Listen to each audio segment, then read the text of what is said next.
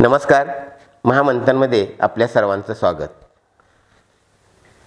माझ्या झोपलेल्या पिल्या असं जागाया पाहिजे, सूर्य झोपतो का कधी असं वागाया पाहिजे, असं उमद आणि तडफदार व्यक्तिमत्व म्हणजे रणजित पाटील नाना कराड नगरपालिकेच्या निवडणूक 2025साठी नगराध्यक्षपदाचे ते उमेदवार आहेत. आज त्यांच्याशी आपण या ठिकाणी संवाद साधणार आहोत. तर तत्पूर्वी नाना, आपले या ठिकाणी स्वागत. नमस्कार. जय शिवराय, जय शिवराजे. नाना, आपण आता निवडणुकीला उमेदवारी दाखल केलेली आहे. नगराध्यक्षपदाचं तुम्ही निवडणूक लढवत आहात. पण तत्पूर्वी आपल्याला किंवा त्या थोडंसं फ्लॅशबॅकमध्ये जाऊन आम्हाला थोडंसं तुमचं बालपण आणि शिक्षण कसं काय झालं ते थोडंसं आम्हाला सांगा. बालपण माझं शालेय शिक्षण नूतन मराठीत झालं. हायस्कूलचं शिक्षण टिळक स्कूल असं आणि ओंडमध्ये एक झालं 2-3 वर्ष. असं टोटल माझं असं शिक्षण, शालेय शिक्षण माझं शिक्षणात जरा कमीच असल्यामुळं म्हणजे अभ्यासाकडे ओढ कमी, खेळाड ओढ जास्त होती माझी. त्या ओढच्या नंतर मला कबड्डी खेळ आमचा खूप आवडीचा खेळ सगळ्यात कुठला तर कबड्डी. त्यामुळं शिक्षणाकडे ओढ कमी, खेळाकडे ओढ जास्त. संध्याकाळी 6 वाजले की स्टेडियमला राऊंड मारणे आणि खेळणे हे नित्य आपला उपक्रम आमचा. आणि तो सांघिक खेळ आहे. पूर्वीपासून तुम्हाला ते सांघिक खेळाबद्दल आवड आहे. पण त्या खेळाच्या माध्यमातून तुम्ही कुठपर्यंत पोहोचलात किंवा कुठं राज्य लेवलला खेळलात की कसं? राज्य लेवलला 5-6दा खेळलो आहे. जिल्हा लेवलला भरपूर वेळा, राज्य लेवलला खेळलो आहे. माझ्यावरचे खेळाडू म्हणजे सागर वांदेकर आहेत. मग त्या माध्यमातून तुम्ही आदर्श खेळाडू, सॉरी बरं तिथं कट करायला लागेल. माझ्यावरचे खेळाडू पंकज शिरसट, सागर वांदेकर आधी झाला. पंकज शिरसट हे त्या लेवलला आम्ही खेळत होतो त्या टायमिंगला. आणि लिबर्टीच्या माध्यमातून कबड्डी खेळायला खूपच प्रोत्साहन होतं. ती खूप जुनी पण संस्था आहे. लिबर्टी 1954 स्थापना आहे. लिबर्टीत पहिले होतो तू चालायचं आणि बोनस नव्हता, फक्की बसणं चालू असं ते इतिहास सांगतात. अजून आहेत ज्येष्ठ लोक लिबर्टीचे अजून काही, ते सांगतात आम्ही पहिले होतो तू खेळायचो. परत कबड्डी आली, पण तेव्हा लॉ म्हणजे क्रॉस आणि बोनस आता जे आहे तर पहिला क्रॉस नुसता असायचा, बोनस नसायचा. तेव्हा ती कबड्डी म्हणजे असं त्याचं आहे भरपूर त्याचंही. मग तुम्ही खेळाच्या मुळे शिक्षणाकडं थोडंसं दुर्लक्ष आणि का आमची पेठ मंगळवार पेठ, त्या मंगळवार पेठेच्या म्हणजे वातावरण शेतकरी कुटुंब सगळे असल्यामुळे आजूबाजूला आणि शाळेचं जास्त ओढ नसताना खेळच सगळ्यात जास्त चालायची. पहिली पोरं जास्त असायची आमच्या पेठेत. तर आज बी तुम्ही बघितलं तर मंगळवार पेठेत सगळ्यात जास्त पोरं आहेत. सगळा मराठी समाज आहे जास्त त्या एरियात असल्यामुळं कमी कमी अजून सगळं तुम्ही 50-100 पोरं रस्त्यावर दिसतात. एखादा कार्यक्रम असेल तर बघा तुम्ही का बी अजून. मग तुम्ही नोकरीकडे वगैरे वळलाच नाही म्हणजे तुम्ही? नाही. आता आपण शेतकरी कुटुंबात मग एक माझ्याकडे शिक्षण असं की मी 98ला 10वी 98-99 10वी झाली. 10वीतच ही केल्यानंतर मी परत माझा पारंपरिक शेती व्यवसाय आमच्या घरचा असल्यामुळं त्यातून आमचा ट्रॅक्टर आमच्याकडे होता. मग आमच्या वडिलांचा ट्रॅक्टरनी कराड डेव्हलपमेंटच्या मार्गात शहरात असल्यामुळं जे कंस्ट्रक्शन लाईनला जे काय लागायच्या वस्तू ते सप्लाय बिप्लाय पहिल्यापासून चालू होतं. तेच चालू पुढे ठेवलं. त्या व्यवसायातच गंध जास्त घेतला. मी शिक्षणही डोक्यातच कमी. तरी मग मी 10वी झाली, परत 12वीपर्यंत शिक्षण झालं माझं. मग आता कबड्डी खेळ चालू पण कंटिन्यू खेळ. परत युनिव्हर्सिटी मॅचेस असतील, कुठं मॅचेस, सांगली कोल्हापूर ही माहेर कर कबड्डीचं. कायम कबड्डी बघायला खेळायला कायम 2 व्हीलर आणि पहिली टेबल शीट, पहिल्या गाड्या कमी टेबल शीटवरनं जायला लागायचं बघायला सांगलीला. व राज्याच्या जेवढ्या अजिंक्य मॅचेस असतात त्या सगळ्या बघायला जायच्या. याच्यात एखादी ठळक आठवण आहे का तुमची? ठळक म्हणजे सांगलीची आठवण भरपूर मोठी आहे. परत कराडला आपल्या आपण घेतलेली आदरणीय पी पाटील साहेबांच्या शताब्दी का कशा निमित्त एक घेतलेलं बघा स्टेडियम 2017 साली घेतलेली कबड्डीची मॅचेस. तेव्हा पाऊस पडला, ते हे टाकून त्यात कष्ट किती करायला लागलं. ग्राउंडला कष्ट करायला ना, खेळ खेळायला सगळं उभं केलेलं असतंय. पण खेळाडू सातत्याने ते केलं आम्ही ते तेव्हा. मग आज त्याच लिबर्टी च्या ज्या ग्राउंडसाठी तुम्ही निधी आणला आणि त्याचं आता एक आधुनिकीकरण चाललेलं आहे, ते काय तुमच्या पाठीमागं मोठं होतं? आमच्या वेळी कबड्डी हा खेळ सांघिक आणि एक खेळायला कुठला तर कबड्डी आमच्या इकडे पट्ट्यात असेल. बाकी नवीन सचिन तेंडुलकरला क्रिकेट विकेट रनिंगवाली रनर ही चालायचं. पण कबड्डी मंगळवार पेठ असेल, बुधवार पेठ अशी ठराविक जी म्हणजे हे जी मुलं आहेत, वात्रड मुलं म्हणा तुमच्या भाषेत, ती कबड्डी खेळाकडे जास्त आकर्षक.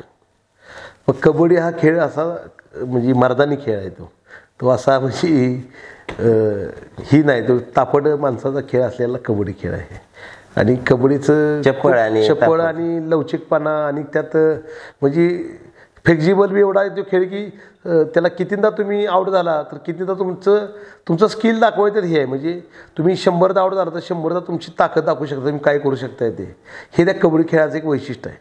आणि मुळात एकटाच त्या पलीकडे रेषेच्या पलीकडे जाऊन संपूर्ण त्या संघाला बाद करण्याच्या उद्देशाने गेलेला असतो. म्हणजे तो हा एकट्याचाही खेळ म्हणायचा, सांघिक आहे, परंतु पुढं किती संकट आहे आणि तो एकटा जात असतो त्या संकटात आणि त्याला छेदायचं असते. त्याला क्रिकेटला आला बॉल मारायचा, इकडे तिकडे बॅट हातात. इथं तसं नाही, तर शिवायचं आहे आणि त्यात पुढे येणारा बी त्याच लेवल नसतो, त्याला धरायच्या हिशोबानं. तर खेळ हा सगळ्यात हा मर्दानी खेळ आहे. कबड्डी खेळ खेळताना खूप अपघात हे होतात. म्हणजे तो स्वभाव तुमचा आजही आहे. म्हणजे तुम्ही संकटाला सामोरं जाता. 100% कबड्डीतच हे घेतले. संकट हे म्हणजे कुठले बी असू, खिलाडू वृत्ती कबड्डीची असल्यामुळे अशी किती बी आली ना पुढं तरी काय वाटत नाही. कारण मी तिथं सेंटर लावायचो काय. कबड्डी सेंटरला लय महत्त्व आहे. आता तुम्ही बरेचसे उपक्रम राबवलेले आहे. जसं आपण गणेश विसर्जनाच्या दिवशी तुम्ही अनेक लोकांना अन्नदान करता, तो उपक्रम कसा केला? त्याची अशी कल्पना की आदरणीय गुरुवारी शिंदेसाहेब यांच्या मार्गदर्शनाखाली मी मुंबईला एकदा त्यांना भेटलो तेव्हा त्यांच्या त्या एरियात मुंबईच्या ठाण्याच्या ह्याच्यात तिकडं फिरायचो ना. तर हे असे काय तर त्यांचे उपक्रम बघून त्यांच्या एक ही घेऊन त्यांचं व्हिजन घेऊन त्यांचं म्हटलं आपल्या कराडात ही का चालू होत नाही. मग कराडात तर गरज आहे, कशाची गरज आहे म्हणजे आता आम्ही वारकरी संप्रदायात जातो, वारीला बी असे असतात पेंडाल म्हणजे लंगर टाईप, आपण जसं शिकारांचं असतं तसं त्या टाईपमध्ये आपल्या कराडात ही गरज आहे. ती गरज ओळखून, तर गरज कुठं आहे तर देवीला ही गरज नाही, गरज आहे गणपतीला. बरं ती बी कवायचं संध्याकाळी महत्वाचं. सगळे महागणपती संध्याकाळी येतात. गणपती सकाळपासून विसर्जन होतो, पण 8 नंतरचे गणपती हे महागणपती होतात कराडातले आपले मोठ्या मंडळांचे. मग नाही, मोठ्या मंडळापेक्षा ते गणपती त्यांच्या अंगात गणपती आला थोडक्यात. मग त्यांना भूक लागली असती, त्यांचं ती संपर्यार जाता येता कष्ट आणि आपल्या जनकल्याणापासून खाली गेला आणि वर येताना जो चढ आहे तेवढ्या ह्याच्यात त्याला म्हणजे पाणी बिणी आणि आनंद चतुर्थीला सगळी माणसं चावडी चौकात सगळी बघायला जातात. 90% कराडा बंद असते. हॉटेल बिटेल आनंद चतुर्थी तुम्ही कॉय बघा, कुठलं हॉटेल चालू आहे का? कोण म्हणतो आज आनंद चतुर्थी आहे गणपती चला चावडी चौकात बघायचं, हॉटेल बंद. कुठं वडापाव मिळाला तर मिळाला, नाही तर नाही. ह्या असल्याच ह्या गोष्टी. चहा मिळत नाही, तुम्ही बघा, तुम्ही बघितलं असं. आता उलट जास्त कोविड नंतर मिळायला लागले आता थोडं. मग ह्या सगळ्या गोष्टी लक्षात घेऊन गणपतीला आमचं उदय गणेश मंडप पाटील गल्लीतलं आमचं पहिलं पेटलाईन असं मंडळ जायचं. म्हणजे आंबेड पोता पोळगल्लीतून खाली उतरायचो आम्ही, यशवंत स्कूलपासून लाईनला लागायचं. पहिली लाईनची मंडळ पहिली, परत कालांतर बदलत आलं. आता आमच्या मंडळाला नाही म्हणलं तर आज 2003-04ला 50 वर्ष झालं. तेव्हापासून आमच्या मंडळानं गुलाल बंद केला. म्हणजे आम्ही युवा असताना आम्ही गुलाल त्यातनं आम्ही बाहेर पडलो. आपलं नको गुलाल, कारण गुलाल आलं सगळं आलं, त्या दंगा ही बाकी गोष्टी. मग बँजो आता बँजोचा DJ झाला, असा प्रकार झाल्यामुळं त्यातून काय घेतलं तर गणपती सोडायला जाणारी माणसं जेव्हा घरी येतात ती भडंग एवढी मिळायची, तीच खात घरी येणार. पाणी प्यायचं, खाल्लं आतलं मोदक खायचं, नाही तर झोपायचं. नाही तर हे झालं आमच्या मंडळापुरतं.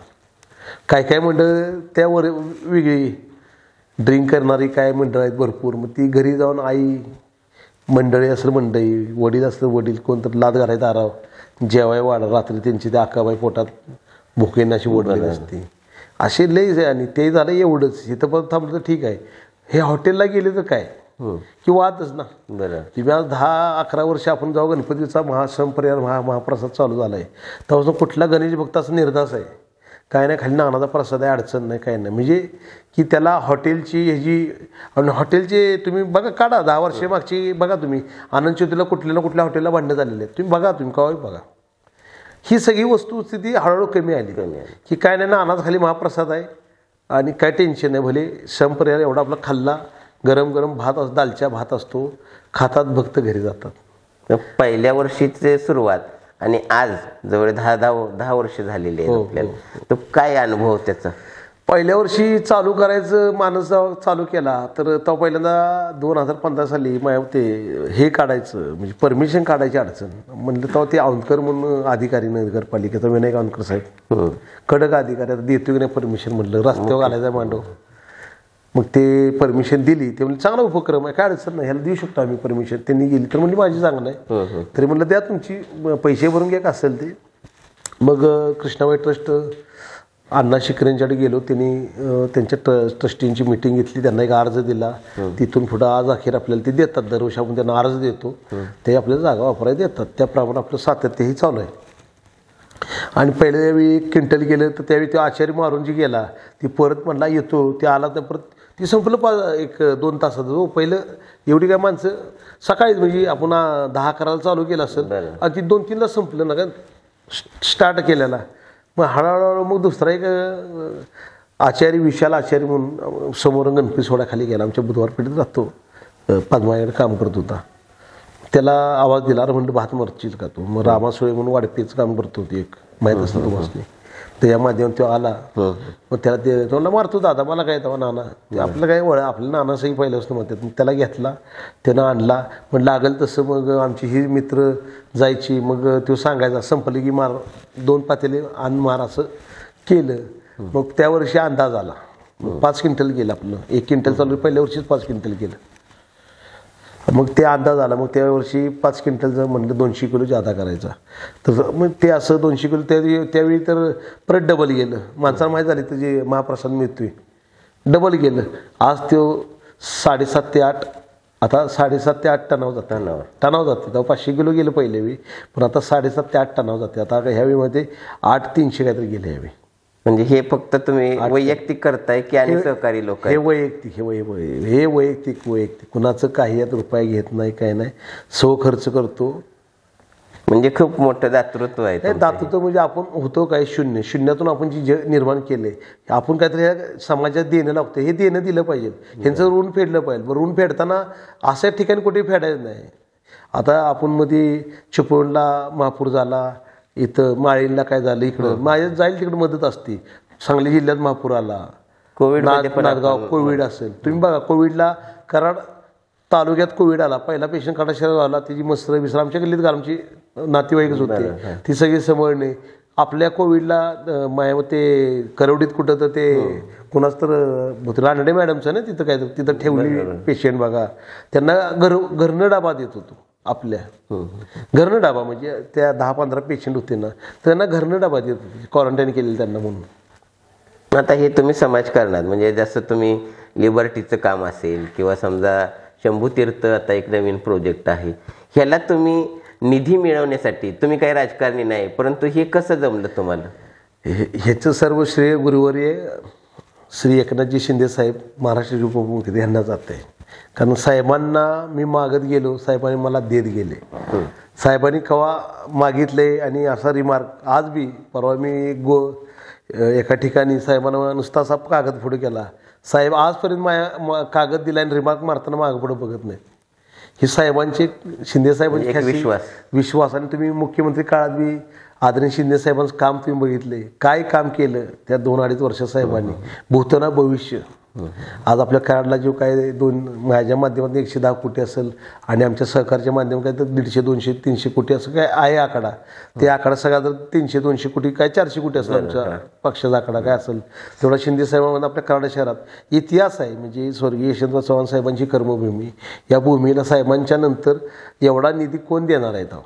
तो निधी शिंदे साहेबांच्या माध्यमातून दिला. त्यामुळे कराड शहर म्हणून एक मी त्यांचा सदैव ऋणी आहे. साहेबांच्या आशीर्वादाखाली कुठलीही गोष्ट करताना अभिमानाने मन भरून येते. साहेबांना एखादी गोष्ट मागावी आणि साहेब ती मोकळ्यातून घालणं ही गॅरंटी आहे मला, आज बी गॅरंटी आहे. आता जवळजवळ तुम्ही 110 कोटी निधी आणलेला आहे, त्याच्यातून कुठली कुठली ठळक कामं असं तुमची सगळीच ठळक काम आहेत. आता श्री शंभू तीर्थ करणात म्हणजे साताराची राजधानी आपली, सातारा ही राजधानी आहे. सातारा ही राजधानी महाराष्ट्रात, साताराच्या राजधानीत जर छत्रपती संभाजी महाराज, धर्मीय संभाजी महाराजांचं जर मूर्ती नसेल, मी कुठंच स्मारक नसेल, किती मी मग त्यासाठी ते मी पुढाकार घेऊन ते साहेबांच्या मार्गदर्शनाखाली ते आपल्याला साहेबांनी मंजूर केला. मी ती तर लोकवर्गणी करणार होतो आणि माहिती आहे मी आव्हान करत होतो, सगळं केलं, लोकवर्गणी करायचं ठरलं. तेव्हा बी लय मोठा किस्सा, त्या जागेचा विषय, ती जागा साहेबांनी कशी द्यायला लावली, त्यात ते कराडचे तेव्हा CEO होते रमाकांत डाके साहेब, त्यांना विमानतळावर काय साहेब बोलले आणि तेव्हा ती जागा मिळाली. पालकमंत्री साहेब काय बोलले, तेव्हा स्वर्गीय रामभाऊ रायनाक होते माझ्यावर, आम्ही ती गेलो, भेटलो. म्हणजे सांगायचं काय, म्हणजे ते म्हणतो ना, एखादा योगायोग येतो, हे होणारच आहे, तर ते योग जुळून आला आणि ते गेलं होतं हळूहळू. भेदा चौकाचा आपण श्री शंभू तीर्थ चौक केला. महाराष्ट्रात पहिल्यांदा छत्रपती संभाजी महाराजांची जयंती ओपनमध्ये आपल्या इथं झाली. तुम्ही बघा, जिल्ह्यात कुठं जयंती झाली नव्हती, आपण ती जयंती साजरी करायला चालू केली. 14 मेला महाराजांची जयंती होत नव्हती. हे अशा हळूहळू सुचत गेलं तसं होत जाते. काय आता बऱ्याच ठिकाणी तुम्ही रस्त्याची कामं केलेली आहेत, ती पण दर्जेदार झालेली आहेत. म्हणजे मला आठवतं, मी तुम्हाला फोन करून सांगितलं होतं की नाना रस्ता खूप छान झाला आहे, आमच्याकडे जरा लक्ष द्या. तर हे तुम्ही आता जे केले ते कसं केलं? कारण आता बऱ्याच ठिकाणी बघतो आपण, रस्ते केले आहेत आणि महिन्या 2 महिन्यांनी 4 महिन्यांनी ते उखडलेले आहेत. जे केलेले आहे तुम्ही ते पक्क केले, ते कसं आहे, माझा व्यवसायच रोड कन्स्ट्रक्शनचा, माझ्या भावाचा. आमच्या घरगुती शेतीजोड व्यवसाय आमचा कुठला असेल तर रोड कन्स्ट्रक्शन व्यवसाय. आणि वाळू व्यवसाय पहिला केल्यामुळं रोड कसा करायचा आणि त्यात क्वालिटी काय असते त्याचा अभ्यास परिपक्व आमच्या एवढं तर आत्ता कारणात जे आहेत ते कोणाला येऊ शकत नाही. त्यामुळे काय केलं पाहिजे, आता आपण जो निधी आणला त्यातून रोड कोणी काय केलं काय असेल, 4-5 कॉन्ट्रॅक्टर, आपण सगळे कॉन्ट्रॅक्टर टॉपचे घेतले, त्यांना काम दिलं. त्यात योगा एखादं दुसरा कॉन्ट्रॅक्टरचं काम, आता 1-2 कामं खराब झाली तर ते DLP पिरियड असतो की शासनानं जो निधी दिला आहे त्याचा वापर योग्य झाला पाहिजे. आदरणीय शिंदे साहेबांचा निधी आहे, साहेबांचा निधी. मी त्या DLP रस्ते त्यांना खराब झाले रस्ते आत्ता जस्ट मारायला, म्हणजे त्यांना पावसाळ्याच्या मागल्या मे महिन्यापासून मागायला लागलो, पण ह्यावेळी पावसाळा लवकर लागल्यामुळं ते थांबलं काम. मग त्याला आपण नगरपालिका पत्र दिलं, पालकमंत्र्यांनी ते रिमार्क करून खाली पत्र पाठवलं, जी काय DLP आहे कराड शहरी सर्व रस्ते, म्हणजे ते माझ्या माध्यमातून असलं नाही तर अन्य कोणाच्या माध्यमातून असलं तर सगळ्या रस्त्यांचे DLP रस्ते, म्हणजे आपल्याकडे त्या रस्त्याची एक हे असते, तिचं वर्ष ठरले बाबा, 3 वर्ष 4 वर्ष 2 वर्ष काय असेल ती, तेवढं तिची लायबिलिटी दिली तेवढं ती टिकावं ना. त्याच्यात खराब झालं तर त्या कॉन्ट्रॅक्टरचं काम आहे ते दुरुस्त करून देणं, आणि ते घेतलं आपण करून. म्हणजे ते का करून घेतलं, ही मला कराडला दाखवायचं आहे की आज आपल्या कराड शहरात ह्याच्या आधी बी असे भरपूर रस्ते खराब झाले, ते डबल का करता नाही आले, तर करायला पाहिजे ते. ह्या अशा गोष्टी आहेत. मग आता मूळ मुद्दा असा आहे, कराड शहराला 4 तोंड पहिली तर बाहेर पडायचे 4 तोंड.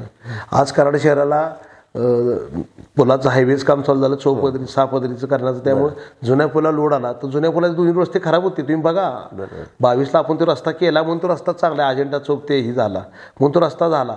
तर तो रस्ता आपल्या कराडात एक दुर्दैव काय होतं, आपण जी किती बी पत्र काढली, रस्ता केला ती उकरायचं आणि पाईपलाईन टाकणं, रस्ता होच तर त्याला 1-2 वर्ष कळत नाही की पाईपलाईन ट्रेन लाईन जोडायचे, पण रस्ता करायच्या वेळी तो खोदायचा आणि करायचं, ही त्यांच्या टार्गेट डोक्यात लक्षात असते. ती सगळ्यात एक मोठी खंत आहे कराड शहराची की प्री प्लॅनिंग नसते. त्याच्यामुळं रस्ता जरी नवीन, त्या कॉन्ट्रॅक्टर किती चांगला रस्ता केला, ती जी चर आहे ते चर म्हणून कराडातला एक आपला जे कॉन्ट्रॅक्टर ड्रेनेजला खाली काम करणारे ते चर उकारणार, त्यात टाकणार आणि त्यावर काही मुरुम कॉन्क्रीट भरणार नाही, तसं सोडतात, माती टाकतात आणि सोडतात. त्यामुळे काय होतं, तो कॉन्ट्रॅक्टर त्यावर रस्ता करतो जातो. मग तेवढं ते असा अर्थ बघा, असं खड्डे का तयार होते तर कारण पहिलं ती एक आहे मूळ मुद्दा. मध्यंतरी आपण उत्तरालक्ष्मी महोत्सव तो एक घेतला, म्हणजे हा एक नवीन उपक्रम तुम्ही सुरू केलात.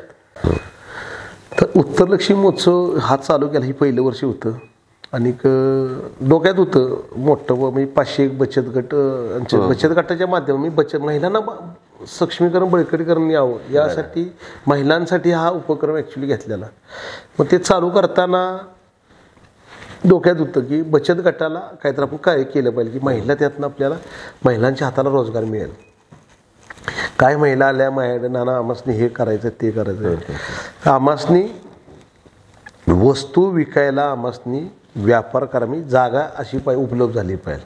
म्हणलं काय तुमचं मी काम करा म्हणलं तुम्ही 1 महिना 2 महिने काय काय करणार आहेत ना तुमची बचत गटावाली. तुम्ही तयार करा 100 ते 200 वस्तू तयार व्हाव्या. मी तुम्हाला तिथं मार्केटला तुम्हाला एक मॉल टाईप जागा उपलब्ध करून देतो म्हणलं एका ठिकाणी. मग असा कन्सेप्ट डोक्यात आला की म्हणलं आता एक काम करूया.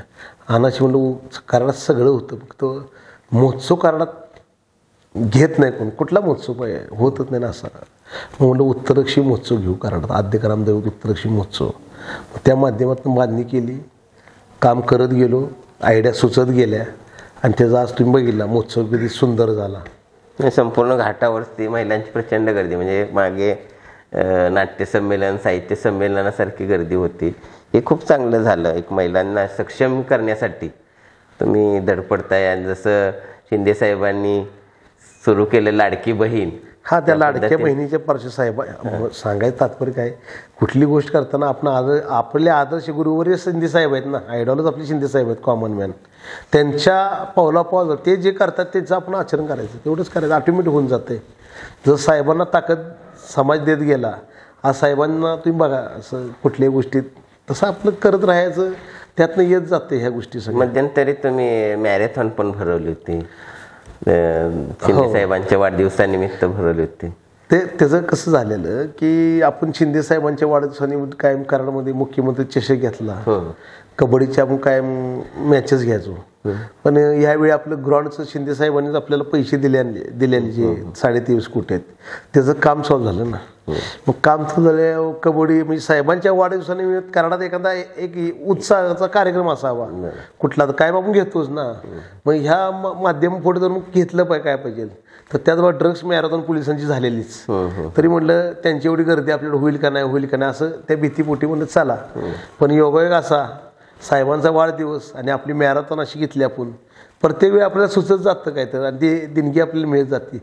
आपण रोड सेफ्टी मॅरेथॉन केली म्हणजे त्यातून आपण संदेश बी दिला की बाबा रोड सेफ्टी मॅरेथॉन RTO म्हणजे RTO ऑफिस कराडच्या संलग्न त्यांचे विचार घेऊन त्यांच्याकडे जरा चर्चा केली बाबा असं असं काय करतं ते म्हणजे आम्हाला मॅरेथॉन असं करू शकता तुम्ही काय अडचण नाही. पण ठीक आहे मग त्यांना त्यात घेतलं ना RTO तर्फे आपली रोड सेफ्टी मॅरेथॉन नाव दिलं.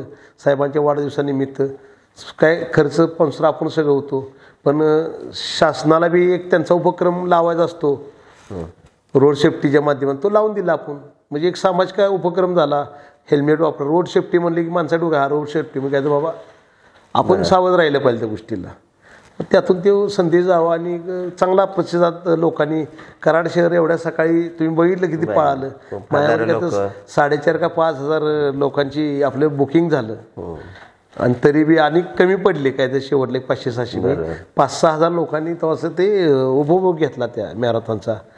आता हे एकंदरीत सामाजिक कार्य तुमचं चांगलं चाललेलं आहे. मग आता राजकारणात येण्यामागचं काय भूमिका कशी आहे?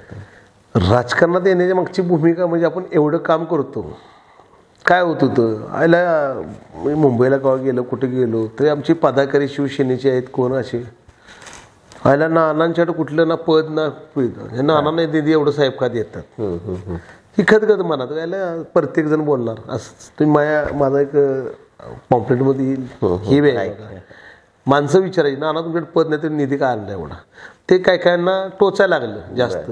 त्यामुळे म्हणलं ठीक आहे आपण त्या समाजकार्यातनं आता आपण राजकारणाकडे वळायलाच पाहिजे.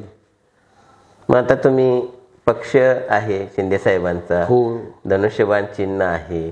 आता तुम्ही निवडणुकीला सामोरं जाताना तुम्ही अपक्ष म्हणून जाताय हे मला थोडंसं सांगा काय विषय. खदगत अशी आता ते न बोलणं म्हणजे योग्य नाही ते आत्ता बोलणं. खरंच की ज्या शिंदे साहेबांनी आम्हाला भरभरून दिलं ह्या कराड शहरासाठी म्हणजे तुम्ही जर इतिहास बघायला गेला 2022 पासून आज अखेर जे कराड शहराला निधी दिला आहे आदरणीय कराडचे माझे मुख्यमंत्री पृथ्वीजी बाबा चव्हाण हे होते त्यांना बी एवढा निधी आणता नाही आला. एवढा निधी आम्ही आणला कराड शहराला ओढून आणला खेचून आणला. निधी आणायचा विषय काय सगळे जाणतात काय करतात. त्यातनं आम्ही एवढा आणला आणि त्या पक्षाचं म्हणजे एक आता मला खरंच खदगद आहे मनात की शिंदे साहेबांचा धनुष्यबाण करण्यात मला आठवते साहेबांना जेव्हा मी पहिला निधी माग गेलो, मला 10 कोटीचा जेव्हा पहिल्यांदा दिला तो साहेबांना म्हणले, मी माझं मग बोलणं झालेलं की साहेब मी धनुष्य मी भगवा भडकवणार आहे नगरपालिकेला, एवढं बोललेलो. तेव्हा काही आता नवीन आलेले पक्ष तेव्हा ते नव्हते पक्षात. जेव्हा साहेबांचं आमचं बोलणं झालं तेव्हा माझा निधी इथं आला, त्यानंतर त्याशी पक्षप्रवेश येतं. म्हणजे 8 कोटीचा निधी आपल्याला छत्रपती संभाजी महाराज स्मारकाला निधी दिला 28 नोव्हेंबरला भूमिपूजना दिवशी आपल्या ह्याच्यावेळी शंभूतीर्थचा. तेव्हा इथं पक्षप्रवेश होऊन तिथून पुढे त्यांचं ही चालू झालं. त्याच्या आधी साहेबांनी कराडला दिलंच ना काय तर कराड साहेबांनी जर कराडला काय देणं लागते तर देणं फेडणं ही मग आपलं कराडची संस्कृती आहे की ज्या माणसाला आपल्याला देत गेला त्याचं काय तर ऋण फेडलं पाहिजे ना आपण कुठल्या तर माध्यमातून. ते आज फेडायची वेळ आलेली. धनुष्यबाणाच म्हणजे असं बोलणं मी हे सांगत नाही, पण खरंच आम्ही धनुष्यबाणाचा नगराध्यक्ष नगरपालिकेत बसला असताना एक छाती भरून आली असती की धनुष्यबाणाचा नगराध्यक्ष कराडात बसवला, जिल्ह्यात धनुष्यबाणाचा नगराध्यक्ष कराडात बसू शकतो एवढं कराड शहराला निधी दिलेला. आणि अजून सगळं DPDC तुम्ही बघा, कराड शहराला सगळ्यात जास्त निधी येतो, अजून सगळं येतं. आणखी एक मला विचारायचं आहे इथं, कारण हे बऱ्याचशा लोकांच्या मनातला पण एक प्रश्न आहे. नाना परखड बोलतात, फटकळ बोलतात, कठोर बोलतात, स्पष्ट बोलतात, तोंडावर बोलतात, तर नाना असे आहेत का? नाही, नानाची व्याख्या माणसानं घेईल तसं आहे. आता तुम्ही नारळात देवाची करणी नारळात पाणी का म्हणता, तर पुढारीचे पत्रकार आहेत सतीश मोरे सर, त्यांनी माझ्या वाढदिवसाला एक लेख लिहिलेला माझ्या की नाना वरून नारळागत कडक आहे पण आतून खोबऱ्यागत मऊ आहे. तसं नाना आहे. नाना ज्या जवळ गेलाय, नाना जवळ गेलाय त्याला माहिती आहे नाना किती प्रकट आहे, पण नाना आतनं प्रेमळ किती आहे.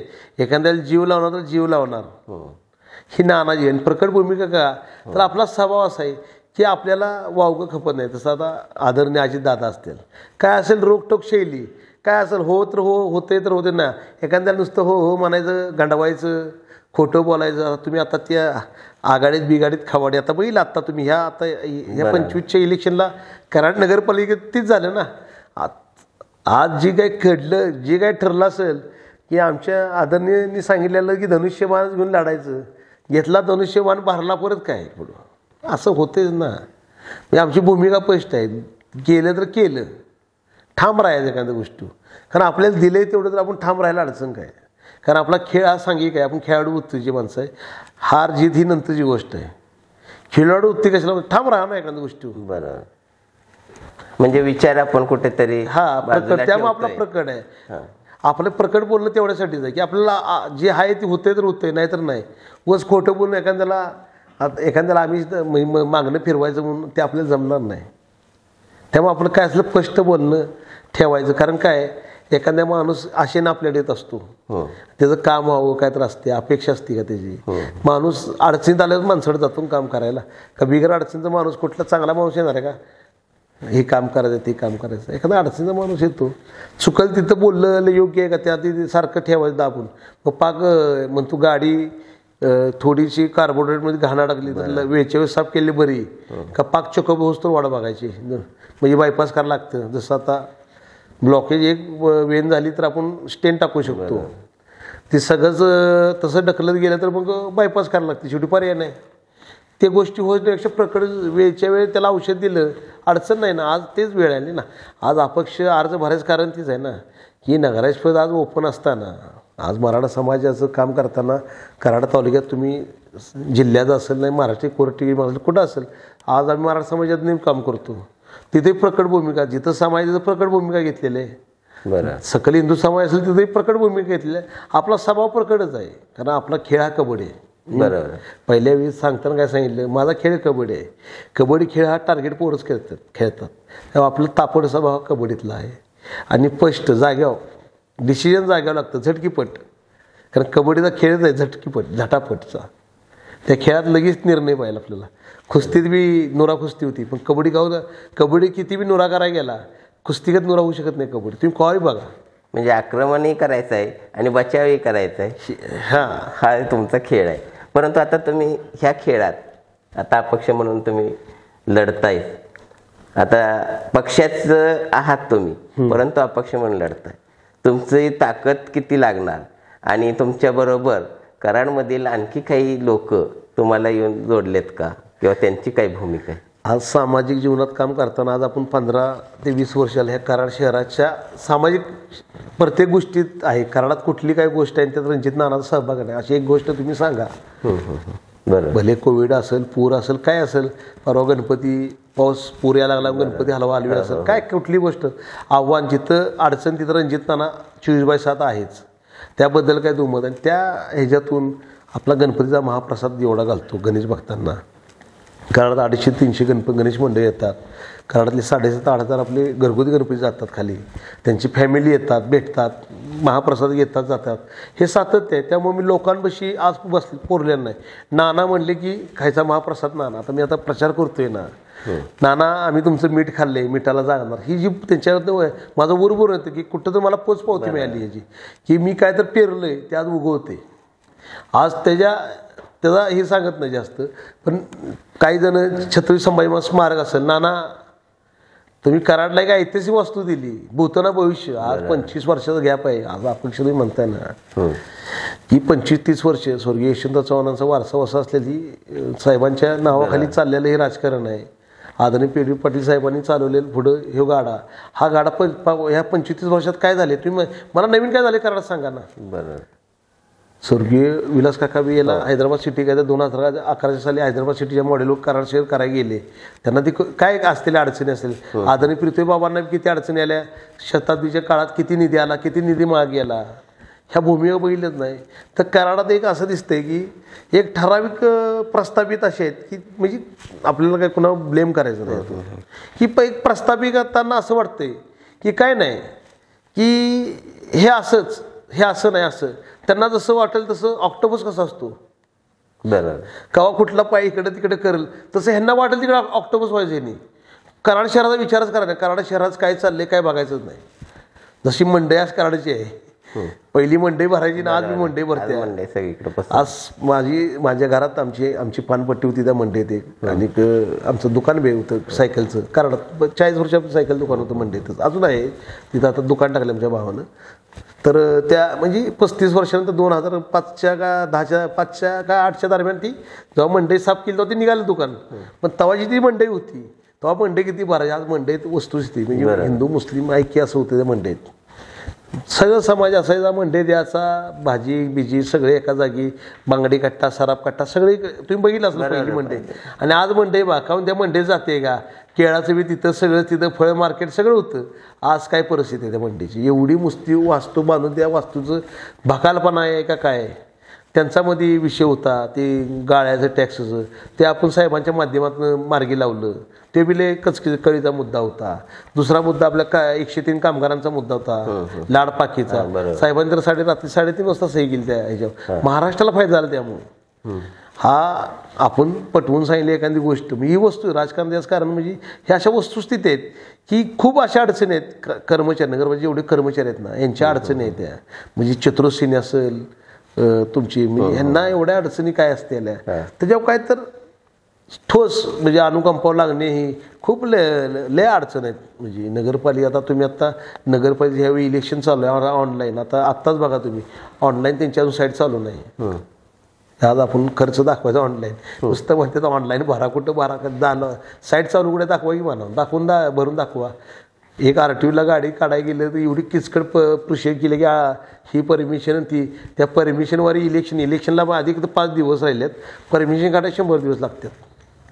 नाना तुम्ही आता निवडणुकीला सामोरं जाताना एक तुमचा जाहीरनामा तुम्ही प्रसिद्ध केला आहे. त्याचं नाव तुम्ही सेवा पर्व ठेवलं आहे आणि पाठीमागच्या बाजूला तुम्ही संघर्ष योद्धाही लिहिलेलं आहे.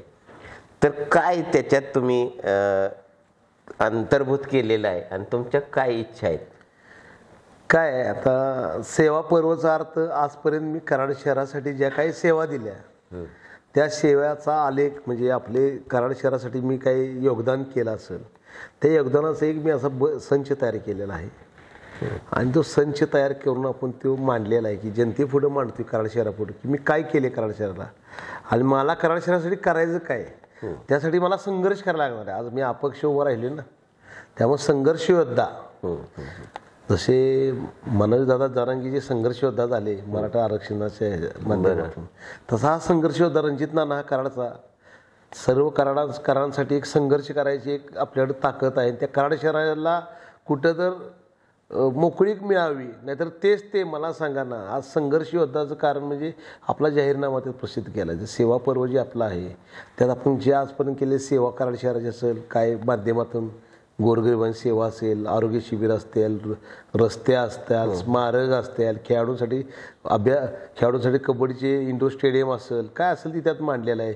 4 पदरीकरणाचे रोड असतील, आपण जे ऐतिहासिक कराडला एक कुठल्या तर धर्तीवर न्यायला उद्या माणसं आता काही माणसं 58-56 सालाचं बोलतात, आपण त्या पुढचं जाऊन विजन करतो. कारण 30-40 वर्ष काही झालं नव्हतं, त्यामुळे आता 58-30 वर्ष तीच होती. त्यामुळे आता 48 दिशा देणं आणि संघर्ष करून संघर्ष योद्धा कारण ते आहे की आपल्याला संघर्ष करावा होती प्रत्येक गोष्टीला. स्मारक बांधताना आज आपलं स्मारक मला ते 1 वर्ष झालं तर स्मारकाचं काम तुम्ही बघितलं असेल, फक्त ती वायर हलवच्या नावाखाली 1 वर्ष त्या वायर काढायला काय त्रास झाला तुम्ही बघताय. तुम्ही राहता तिथं मायावती त्या एरियातच तिरकी येतं, तुमच्या घरापुढचा रस्ता 22 साली तुम्ही सांगितलेला, अजून तरी काही झालेला नाही. करू आपण तो म्हणजे असे हे संघर्षच आहेत ना की जिथं गरज आहे बाबा.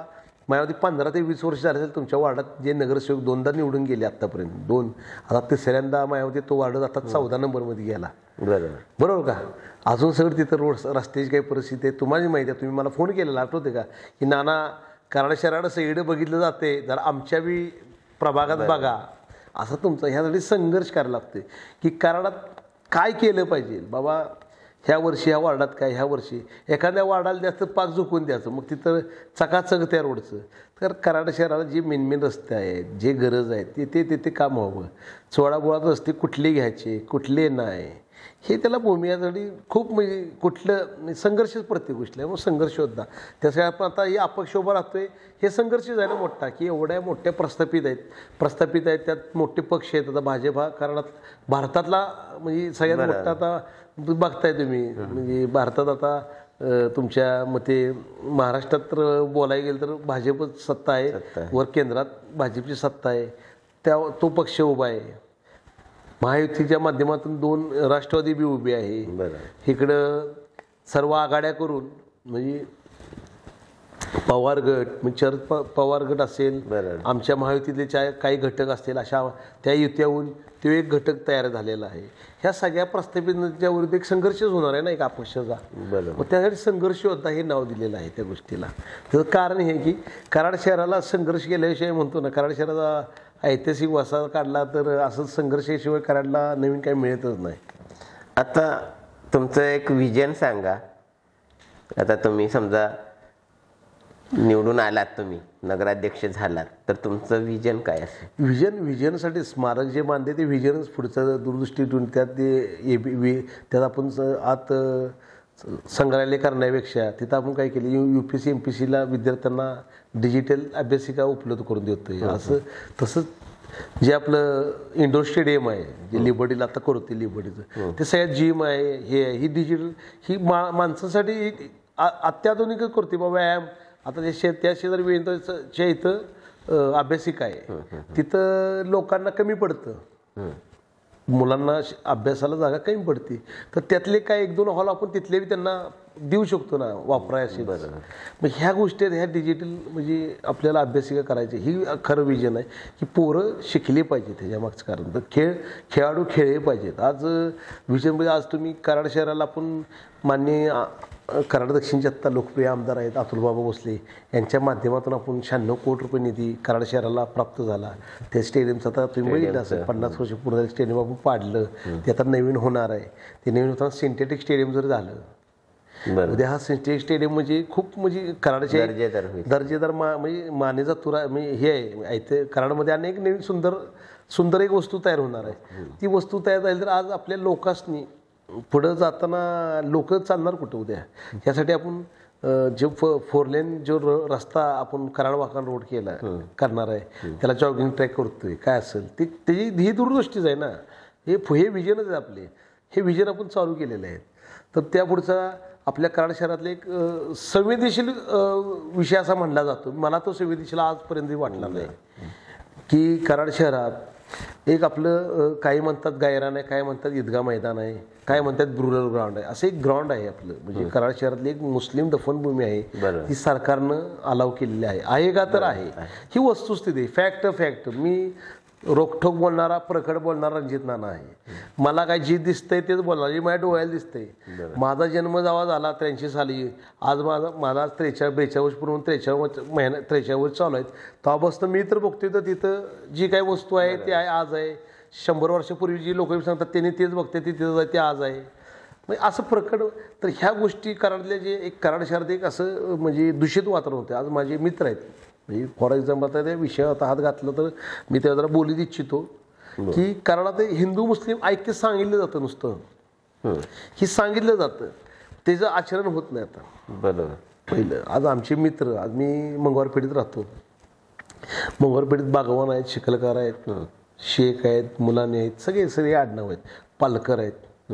तिथं आमची पाटील एक भावकीमध्येच आहे, ह्या साईडला मुस्लिम आहेत. पण केव्हा आमच्या शहराचे ह्या कोणाच्याही घरात, मी आता आजच प्रचाराला गेलो, कुणाही घरात चुलीपत्र जाऊ शकतो आज अखेर बी. पण आजची 20-25 वर्षाची पिढी, बरोबर, आजची 20-25 वर्षाची पिढी ह्या गोष्टीला मुकायला लागल्या की घरातली लोक आज आपण भारतीय म्हणजे एकत्र यायला पाहिजे. एखादी गोष्ट कडूपणा केल्याशिवाय कडू कारलं असते, ती गोड का होणार आहे का? ती एखादी गोष्ट संपवायची असेल तर ती प्रकाश झोतात जाऊन त्यातला विषय संपवून ती संवेदनशील नाही ही दाखवली पाहिजे. आज उत्तर लक्ष्मी देवळ तिथे एक आहे, ऐतिहासिक उत्तर लक्ष्मी देवळ असं म्हणलं जातं आहे.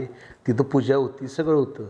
मला ते मस्त 2005 साली काहीतरी कराड शहरातल्या काही लोकांनी त्याचा प्रस्ताव केलेला, काय केलेला, पुढं काय झालं नाही, तिथं अजून चौकी आहे, सगळं आहे.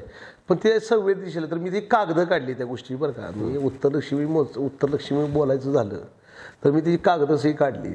तर त्या कागदात कुठं असं लिहिलेलं नाही. मी माहिती अधिकार दिली, नगरपालिकेला दिला, तुमच्या कलेक्टर ऑफिसला दिला, नगर खात्याला दिला, तुमच्या मुख्यमंत्री कार्यालयाला दिला, उपमुख्य गृह खात्याला दिला की मला ह्याची कागदं पाहिजेत.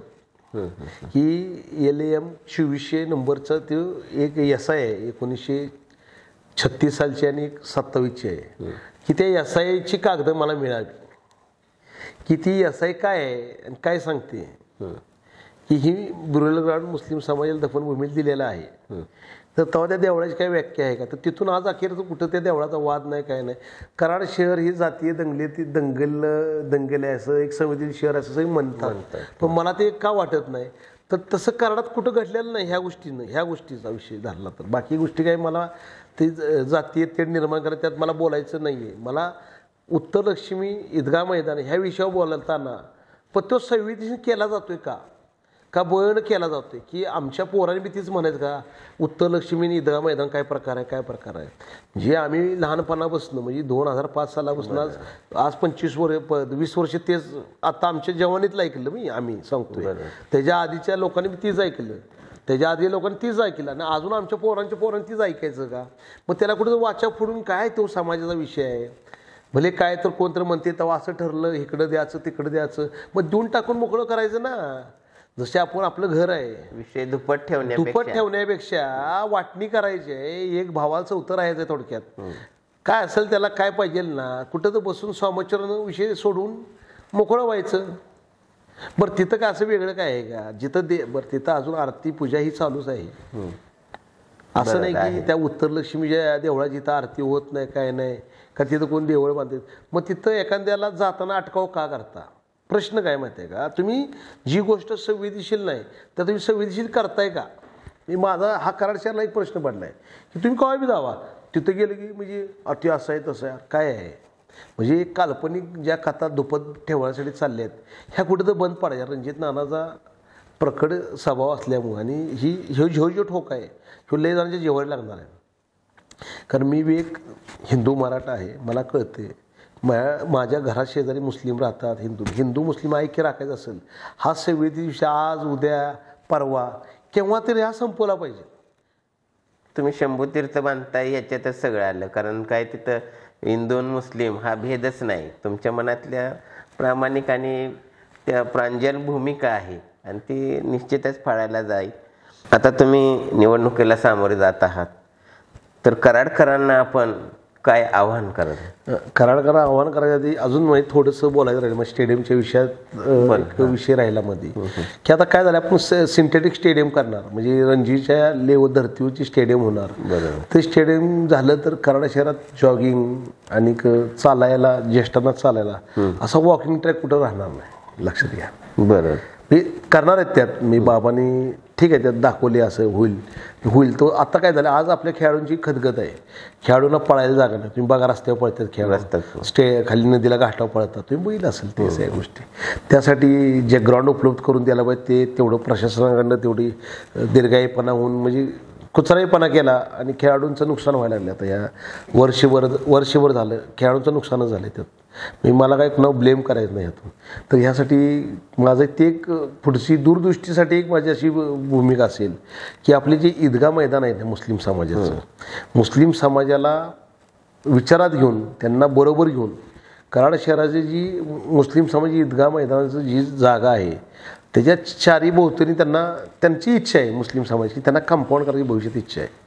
तर माझ्या डोक्यात असं पॅरल त्या कंपाऊंडच्या माध्यमातून एक माझ्या डोक्यात संकल्पना अशी आहे की तिथं एक 2 तळे आहेत बघा. एक तळ आहे बा, तुम्ही भिंत आहे, नमाज पठण करायची भिंत बांधली आहे त्यांची, शाही भिंत आहे बघा, त्या मागे एक तळ आहे. ती तळं जर शिशबीकरण केलं मस्त, त्यात पाणी डोळ्याला चांगलं असतं, गारवा घेतं तिथं पाणी, त्या साईडनं गार्डन, एक वॉके म्हणजे चालायला त्या गार्डनच्या कडेला पिचिंग करून वॉकवे केला, चालायला बसायला 4 बाकडी MP3, म्हणजे एक सगळ्यात म्हणजे मुस्लिम समाजात सगळ्यात शुद्ध जागा मानली जाते तर त्यांची दफनभूमी, जसं आपल्यात पवित्र मान त्याच्यात ती मानली जाते. तर ती शिशबीकरण त्याचं केलं पाहिजे. म्हणजे दफनभूमी शिशबीकरण केली तर त्यात जे आता, कारण ती भरपूर मोठी 50 का 60-70 एकर जमीन आहे, त्याची जर एवढं शिशबीकरण केलं की जमीन शिशबीकरण करायचं काय, त्यांचे कुठले काही हलवाहलवी करायची आहे का नाही, त्यांचे जे रस्त्याचे साईडचे जे बॉर्डर आहेत, त्या बॉर्डरला वॉक तरी असं चालायचा रस्ता. जसं आज तुम्ही आपल्या स्मशानभूमीत, हिंदू स्मशानभूमीत आला तर तिथं आता आपण त्या गार्डनमध्ये असे चालायला वॉकवे टाकलेत बघा. त्या धर्तीवर जिथं ह्यांना गरज आहे तसे एक वॉकवे टाकले तर ज्येष्ठांना सर्व, म्हणजे आज कराडाचा हार्ट ऑफ सिटी ईदगाह मैदान आहे. म्हणजे आज कराड वाढायला जागा कुठं आहे तर तुमच्या वाकान परिसर म्हणला जातो, स्टेडियमच्या खालीच, बरोबर का. तर स्टँड बिंड सगळ्याच्या जवळ काय असेल तरी ही स्टेडियमला लगतच आहे ईदगाह मैदान, असं लांब बी नाही की म्हणजे माणसाला कराड शहराला आज 50 वर्षाची सवय लागली आहे स्टेडियमवर व्यायाम जायचं. ही तर बरोबर आहे. एकदा प्रतिसंगम घाटा व्यायामला जातात, नाही माणसं स्टेडियमवर जातात. बरं रस्त्याला चालायला गेलं तर तुम्ही अपघातमध्ये एक अपघात झाला आपल्या दत्त चौकापाशी, बरं आपल्या रोडला सकाळी माणसं भरपूर असतात, अपघात होतात. त्यापेक्षा हा अपघात कसा टाळायचा, म्हणजे लोकांचा अपघात टाळायसाठी काय केलं पाहिजे. तर मुस्लिम समाजाला विचारात घेऊन त्यांचं कंपाऊंड करायचं स्वप्न आहे, त्या स्वप्नालाच बरोबर त्यांना बाबा सांगड काहीतरी घालून भविष्यातलं माझं विजन सांगतोय की त्याला वॉकिंग ट्रॅक केला पाहिजे बाबा. ती जेव्हा मशानभूमी डेव्हलप होईल त्यांच्या पद्धतीनं तर त्यात ती आता असं बी चालायला जाणारं माणसं, पण आता तिथं कोण जाते का, अंधार बिंधार ती लाईट बीट लावून असं त्याचं शिशबीकरण करणे. तिथं कराड शहरासाठी CCTV अख्ख्या कराड शहरात, मी माझ्या एका वार्ड क्रमांक 4मध्ये तर बघायला गेला तर प्रत्येक CCTV लावले, तुम्ही बघा ते, म्हणजे वाकान रोड आणि ह्या परिसरात स्टेडियम परिसरात तुम्हाला सगळं, म्हणजे महिलांना निर्भय व्यायाम करतात माणसं, सोसायटीत चालतात, निवांत चालतात, काही टेन्शन नाही. पहिले सोसायटीत रात्री पहिले याचं म्हणजे किती भीती वाटायची 20-15 वर्षापूर्वी, आज तशी वाटते का. ह्या भूमिका माझ्या, तर ह्यासाठी आपल्याला ते करायचं आहे. तर आज मी या कराड शहराला एक आव्हान करायचं माझी इच्छितो की पद हे माझं ध्येय नाही, पद हे माझं ध्येय नाही, ते ही तुमची सर्वांची सेवा आहे माझी, की मला कराडकरांची सेवा करायची आहे. कारण हे कराड माझं कुटुंब आहे आणि हे कुटुंब मी कुणाच्या हातात असं सोडणार नाही, मी कुणाच्या बी ते सांभाळायला पाहिजे कुणाचं चांगलं. कारण कराड हे कुटुंब चालतं आहे. कराड शहराला माझं आव्हान आहे की चला एकत्र येऊया आणि नव्या कराडाचा इतिहास घडवूया. आता नाना, आपण नगराध्यक्ष पदासाठी निवडणूक लढवतच आहात. तर एकंदरीत कराडच्या सर्वांगीण म्हणजे विकासाबाबत तुम्ही बोलताय, तुम्ही करताय. परंतु मला आता ठळक म्हणजे प्रभाग क्रमांक 1 पासून 15 पर्यंत तुम्हाला कुठं कुठं काय काय समस्या वाटतात आणि त्या मला सोडवायच्या आहेत असं मला एक फास्टमध्ये सांगा तुम्ही. कसं आहे ना, प्रभाग क्रमांक 1 बसून जर चालू करायचं ठरवलं आपण, तर प्रभाग क्रमांक 1 मध्ये सगळ्यात समस्या मोठी होती ही पार्किंगची. त्यात पण आता बऱ्यापैकी स्मशानभूमीच्या इथे सकल हिंदू समाजाची जी स्मशानभूमी आहे तिथं मातीला तर पार्किंगची अवस्था खूप बिकट होत होती. ते आपण आता मध्ये स्मशानभूमीच्या इथं जी पुढं 1984 साली काय तर ती पडलेलं होतं पार्किंगचं हे, ते आपण अजून त्यांना TDR APS आहे द्यायचं त्या ह्याला, पण तिथं आपण ते पार्किंग केलं त्यामुळे समस्या बऱ्यापैकी हाल झाला. पण तिथं आता समस्या अशी आहे की प्रभाग क्रमांक 1 मध्ये तिथं एक 16 नंबरचं आरक्षण आहे, 2 आरक्षण आहे. तिथं आता आदरणीय बाबांनी तिथं आता निधी टाकला. ती ग्राउंड असेल तिथं शिवाय क्रीडामध्ये जे ग्राउंड आहे त्यामागे बाग केलेले आहे. ही लय मोठी समस्या ती कुणा वापरातच येत नाही. म्हणजे ते जिम बी केलेले आहे आज तशीच पडलेले आहे, ते मोकळी जागा पडलेली आहे आज. 30 गुंठ जागा आहे. जसं लिबर्टीज आपण काहीतरी विजन घेऊन तिथं काम केलं. आज तुम्ही कराडातल्या समस्या घ्या तर प्रभाग क्रमांक 4 मध्ये माझ्या स्टेडियम बी येतं आणि लिबर्टी बी येते आणि ईदगाह मैदानचं ती सगळं आपल्या प्रभाग क्रमांक 4 मध्ये येतं. तसं 1 मध्ये ही समस्या आहे. 2 मध्ये रिटर्निंग वॉल आता बाबांनी टाकली, ती मागणी कोणी केली काय केली ती गुलदस्त्यात आहे अजून भरपूर आहे, कोण भरपूर जणांनी मागणी केली असेल. तर ते एक मोठा प्रश्न आहे कराड शहरात की ते एक. दुसरा, कराड शहराला मूळ मुद्दा खरी कराड शहराची अडचण अशी आहे की कराडातनं एक हायवे जातो, नॅशनल हायवे जातो. तर आपल्याला तेवढ्यासाठी 2 बोगदे नाही तर आपल्याला फ्लायओव्हर कराडात टाकणं लई गरजेचं आहे आता आजच्या घडीला लक्षात. दुसरा, कराड शहराला जर सोमवार पेठेतला माणूस कोल्हापूर नाका जायचं असेल तर त्याला 20 मिनटं लागतात ऐका. तर ह्यासाठी ह्याला पर्याय काय आहे, तर एक ब्रिज जर नानी पार्क जी काय तिथून एक सरळ गोट्यात ब्रिज टाकला तर पुण्याला जाणार म्हणून डायरेक्ट जाऊ शकतो. जी पहिला सैदापूर पान होती माहिती आहे, सैदापूर घाटापासून तिथं काय तर केलं आहे.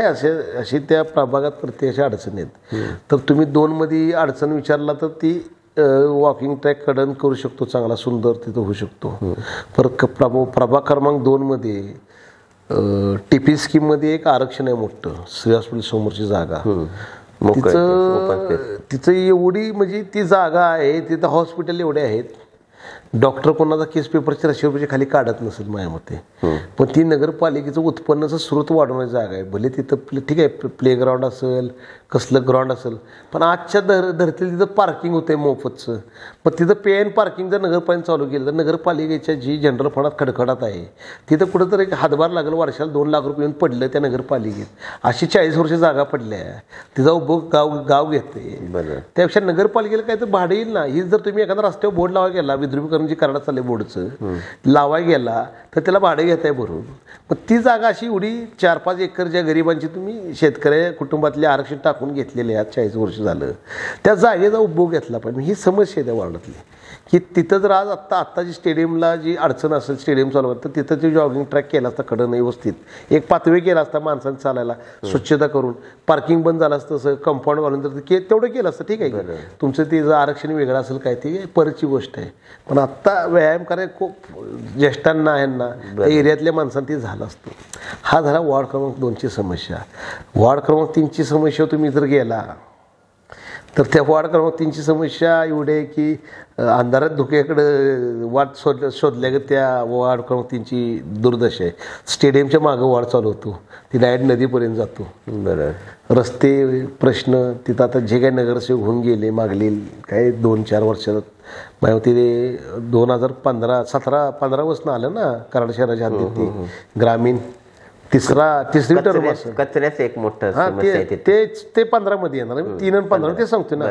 तर रोडचा असा विषय, रोडवर तर मी ते रोड आता त्या तुम्ही वड्रा वस्तीचा विचार केला असेल, वड्रा वस्तीने एक मर्यादेचं तळ म्हणून खाली रस्ता इकडे वाकान रस्त्याला मिळतो, तो रस्ता गेले 3दा तो DPDC टाकायचा प्रयत्न केला. पण तो काय असतात ना तुम्हाला लक्षात घ्या, मी बोलू शकत नाही आता. तर ते टाळलं तर ते होणं आता गरजेचं. आता कुठं तिचं टेंडरचे प्रोसिजर आहे असं म्हणतात. जसं मध्ये बाबांच्या माध्यमातून तो रस्ता स्टेडियमच्या ह्याच्यापासून शिक्षक कॉलनी ते बर्गीमाळा बाशिंगपर्यंत झाला तरी, नाहीतर किती दुर्दैव त्या माणसांचं, खूप लय व्यथना होते त्यांना. तिची कागदं माझ्याकडे आहेत, पाठपुरावा काय केलेला आहे काय नाही. त्या वाढ मग त्यांची रस्त्याची एक समस्या, ड्रेनेजची आणि पाण्याची, ही सगळ्यात मूलभूत गरजेची. अत्याधिक CCTV तिथं आणि लाईटची अशा व्यवस्थित. पण वार्ड क्रमांक 13ला लागून 15 आहे. बरोबर. म्हणजे कराडचं शेवटचं टोक 1ला सेंटर चालू केला आणि टोक आपण जवळच आलो. 3 आणि 15ची समस्या लई मोठी की त्यांना जेव्हा स्टँडच्या एरियात घुसायचं म्हणलं तर त्यांना ही नाही. आता आजच तिथं आग लागलेली बघा. 14 आला ना, 14 आला 13 इकडे 14 आणि मग 15. तर 15 आणि 3च्या पुढं आता 15 मध्ये आग लागली. आज उद्या पेपरला येईल भात वाचाल म्हणजे की तिथं आग लागलेली कुठं पाण्याची टाकी मागं. त्या बोळात मी गाडी आणताना त्रास. ही जर गाडी अग्निशमनाची गाडी होती कुठं आपल्या पंकज हॉटेलपासून, मग पंकज हॉटेलपासून जी ती गाडी न्यायला जर तो मधला रस्ता चालू असता तर किती मिनिटात गेली असती गाडी. ती अशी वळून जाणार, पोचणार कावा. ह्यासाठी त्याला पॅरेल रस्ते, जे जुने रस्ते आहेत, जे जुन्या हद्दीचे नकाशावरचे रस्ते आहेत ते खुले करून ते डांबरीकरण करणे गरजेचं आहे. म्हणजे पहिल्या ज्या काही गोळेश्वर पान म्हणून नाव आहेत रस्त्याला काय आहेत, हे रस्ते जे नकाशावले आहेत, नकाशाच्या वरचे जे रस्ते आहेत ते रस्ते केले तर त्या रस्त्याला म्हणजे आज खूप म्हणजे अडचण आहे. 3 आणि 15 नंबरच्या कळीचा मुद्दा जरी म्हटला तरी चालेल. एक रस्त्यावर खडा नाही. तुम्ही रेवणी कॉलनीत जावा, पोस्टल कॉलनीत जावा, अलीकडं तर त्या म्हणजे जिथं नगरसेवक राहतो त्याच्या दारात रस्ते नाहीत. म्हणजे एवढी दुर्दैव मी शोकांत येत आहे की DPDCतनं तिथं निधी का पडला नाही. आता पडला म्हणजे जिथं आपण हात घालायला जातो तर तिथले निधी पडतोय. म्हणजे तिथं काम, मग तिथं ड्रेनेजचं असेल काय असेल, या समस्या भरपूर आहेत. आता अष्टविनायक कॉलनीत जर तुम्ही गेला बघायला तर तिथं गटरची समस्या होती. मी 2022 साली ती टेंडर केलेलं आणि तिथं कामच करून देत नव्हती कोणतरी नगरपालिकेला. कोणते सांगितलं काय, शेवटी तिथं आडके म्हणून एक ग्रहस्थ राहतो, त्यानं घरं बांधले पाण्यात. ती बदकाला आहे म्हणजे कराडाचा 0 पॉईंट असतो म्हणतो ना आपला. कराडाचा 0 पॉईंट एक पावड्याच्या वाड्यात आहे, तर त्या वाड्याला जाणार ते वाडा आहे ते 0 पॉईंटनं जाणार ना. पण ते त्याचं घर 0 पॉईंटवरती झाले. ते दोन्हीकडं असं आहे. कारण कराड बशी असल्यामुळं, कराड ही बशी आहे, मी असं काय सांगितलं, कराड ही बशी आहे, मग त्या 0 पॉईंट कुठे येणार. बरोबर. मग त्या पॉईंटला आल्यामुळं ती दुर्ग, मग ती आता आपण तिथं गटर केले. मग ते गटर केलं आणि आता ते पाणी जातंय. पण आता तर त्या माणसाच्या घरात पाणी रोज अजून चालू आहे. म्हणजे पावसाळ्यात ते किती अडचण असणार आहे. मग तिथं तुम्ही जाऊन तर बघून आला तर लय वाईट वाटते. ह्या असल्या गोष्टी तर त्याला रस्ता गरजेचा आहे. कुठनं रस्ता केला पाहिजे. जो नकाशाला रस्ते आहेत ते सर्व खुले झाले पाहिजेत. बरोबर. ही त्या 3 नंबर आणि 15 नंबरच्या लोकांची लय मोठी खरं आहे. त्याच्यावर राजकारण सगळं चालतं. मग त्या राजकारणाला कुठेतरी वेगळा रंग देतात. बरं. मग वेगळ्या ह्यानं आणि ती स्वतःची पोळी भाजायला तेच 15 वर्ष नगरसेवक आहे. धार्मिक रंग देतात. हा मूळ मुद्दा बोलला. आणि तो धार्मिक रंग देऊन फायदा काय झाला.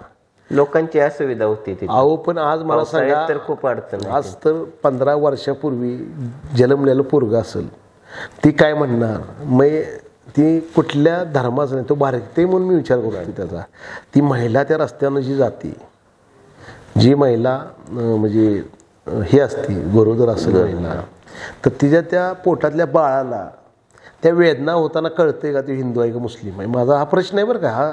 हा कराड शहराला माझा प्रश्न आहे. खरंच हा प्रश्न आहे. आणि माणसानं हा विचार करावा की छोटासा किती रस्ता पाहिजे, 200 मीटर 300 मीटर, तेवढा जर रस्ता दिला, माणसाला एवढं फिरायला हवा, ही करा बरं का. म्हणजे ही भूमिका मांडणार नानांची भूमिका चुकते मला सांगा. तुम्हाला गेट करा, तुमची जागा आहे कोणाची आहे, मला त्यात काय पडायचं नाही. पण रस्ते नकाशेले ते झाले पाहिजेत आणि ते खुले आहेत. सरकार म्हणते ते रस्ते खुले करा. म्हणजे 34-27चा एक फेरफार आहे. त्या फेरफार मी लिहिलेला आहे. ह्या जागेत सार्वजनिक मालकी हक्क व रस्ते कायम राहणार. नागरिकांच्या सार्वजनिक हक्क म्हणजे आपला हक्क आहे तो रस्ता बिस्ता, जी मूलभूत सुविधा आहे ती नगरपालिकेनं आज का आत्तापर्यंत का दिली नाही. ही ह्या कराड शहरात आज जी उभे राहणारे आहेत ना, म्हणजे आत्ता त्यांना सुचलं, त्यांनी पदं किती भोगल्यात, 3 मध्ये काही जणांनी 6 टर्म, काही जणांनी 4 टर्म नगरसेवक उपनगरसेवक भोगलेले आत्ता हे नगराध्यक्ष पदाचे उमेदवार आहेत. ते दोघं बी, मी कोणाला असं वैयक्तिक बोलत नाही, गैरसमज नसावा, वाटू नये माणसाला की मी कोणाला बोलतोय. एवढ्या वर्षात हा प्रश्न घेतला नाही का, आणि जेव्हा आपण उचलाय गेलो तो प्रश्न, मग त्या प्रश्नाला कुठं तर भावनिक ही करून हिकंड असं करूया ही ती होणार आहे का, ते असेल तर तसं लेखी स्वरूपात पाहिजे होतं. पण त्या ठिकाणी बैल बाजार पण भरत होता पूर्वी. नाही जी काय असेल त्यात हळूहळू ते पानंद रस्ता रस्ता म्हणतात. आता तुम्हाला आता माझी मी शेतकरीच आहे, शेतकरी कुटुंबातनं मी आलोय. माझी शेती गोळेश्वरला बी आहे. माझी मी गोळेश्वर कारवे 4-5 गावात आमचं उत्पन्न असल्यामुळे आमचं रहदारी त्या रस्त्यावर तिथं पहिलं भात वाढवायचं. तुम्ही बी 14मध्ये राहता, तुम्ही बघितलं असं पहिलं तिथं शेतकरी भात वाढवायचं. हां, त्या तळ्याचा ह्याचा वापर करून माणसं तिथं त्या थाडग्या भात वाढवायची. म्हणजे एवढं तिथं पहिलं हिवायचं. पण काही महिन्यापूर्वीच तिथल्या लोकांनी मोर्चा पण काढला होता नगरपालिकेवरती, परंतु ते काही पुढे झालं नाही. पण तुमच्या माध्यमातून तुम्ही आपण एखाद्या विषयाला वाचा फोडली तर माझा स्वभाव असा आहे, मी एखाद्या विषयाचा संकल्प केला तर ते पूर्ण करणे हे माझं ध्येय आहे. कारण आपण छत्रपती संभाजी महाराजांना मानतो. ध्येय वेडी माणसं आहे आपण. एखादा ध्येय डोक्यात घेतलं ते पूर्ण करणे ही आपली अपेक्षा. आता आपले पुढले संकल्प आहेत अजून 4-5 म्हणजे याच्या सविस्तर तर बोलायला गेलं. आपल्या कराड शहरात सगळं आहे. जिल्ह्यात आपल्या जिजाऊंचं सृष्टीने स्मारक आहे का, त्याच्यावर मला काम करायचं आहे. दुसरा मुद्दा असा आहे की कराड शहरात प्रीतिसंगम जो आपला घाट आहे त्याला एक पावित्र्य आहे. प्रीतिसंगम एक ऐतिहासिक आहे की जो छत्रपती शिवाजी महाराजांनी प्रतापगडावर जो इतिहास केला, ती मराठी मावळ्यांनी जो इतिहास केला, त्या इतिहासाची शस्त्र इथं पाण्यात संगमात धुतली गेली. हा अशी एक आहे. तर त्याच्यावर एक चित्रीकरण तिथं आपल्याला तिथं काही स्टॅच्यू करून त्याचं म्हणजे कराडात एक वेगळा पॉईंट करता येतोय का त्या बागेच्या कुठल्या एरियात. बरोबर. हे असे 2-3 आपले दृढ संकल्प आहे. म्हणजे पुढचे परत दुसरा छत्रपती शिवाजी महाराजांच्या परशाने पावन झालेली आपल्याकडं भुईकोट किल्ला आहे. त्या किल्ल्यात तुळजाभवानीचं मंदिर आहे. जी तुळजाभवानी मंदिर आहे त्या मंदिराचा जीर्णोद्धार करणे महत्वाचं आहे. ती औंधचे संस्थान यांच्या नावावर ते सातबार निघतो. ते एक मंदिर सुशोभीकरण करणे गरजेचं आहे, काळाची गरज आहे. ही तुळजाभवानीचं मंदिर कराडात एकच आहे. आणि तिची म्हणजे ठीक आहे जुन्या म्हणजे तवाच आता आहे म्हणल्यावर तर ते एक माझा असे 2-3 संकल्प माझे ते 3 संकल्प झाले. एक आपल्याला जॉगिंग ट्रॅक म्हटलं कराडात एक नवीन केला पाहिजे कुठं तर. हे असे 4-5 माझे संकल्प जे भविष्यात मी करणार आहे. निश्चितच आपण हे संकल्प पूर्णत्वाला न्यावे, आपल्याला यश मिळावं असं या ठिकाणी आम्ही अपेक्षा व्यक्त करतो. धन्यवाद.